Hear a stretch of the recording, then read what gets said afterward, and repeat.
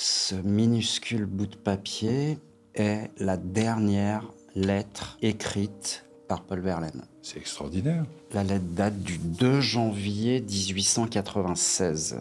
Paul Verlaine meurt le 8 janvier. Cette lettre semble avoir été écrite en fin de matinée du 2 janvier, juste après Paul Verlaine, malade, usé, tombe en agonie. Les 10 dernières années de sa vie, Verlaine les passe comme un poète clochard, d'hôpitaux en bordel. Ses dernières amantes sont des prostituées. Il n'a jamais d'argent. Il quémande sans cesse. Il passe ses journées au café, à boire. Il a des problèmes à la jambe. Mais parallèlement, il est idolâtré par les jeunes poètes.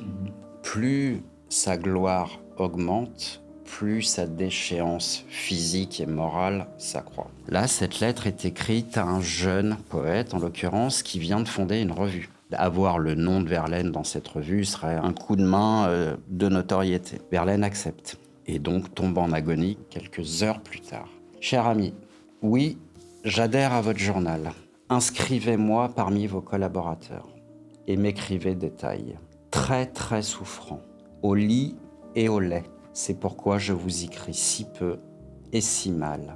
À vous de cœur, Paul Verlaine, 39 rue Descartes. La fin de la lettre est d'une écriture toute tremblante. Il y a une phrase qui me fascine personnellement, que je trouve ultra poétique. Très très souffrant, au lit et au lait.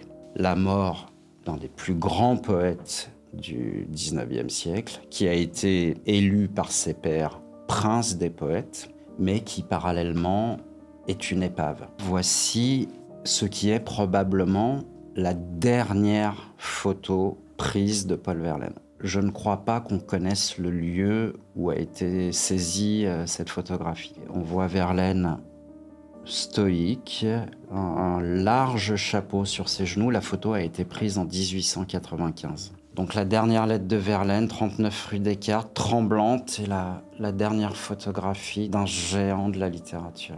C'est bouleversant. L'écriture qui va en s'effaçant comme ça, qui est tremblante, et le fait de reprendre la rue Descartes, de reprendre le nom de Descartes. C'est ultra émouvant de voir que la gloire peut être accompagnée de la misère.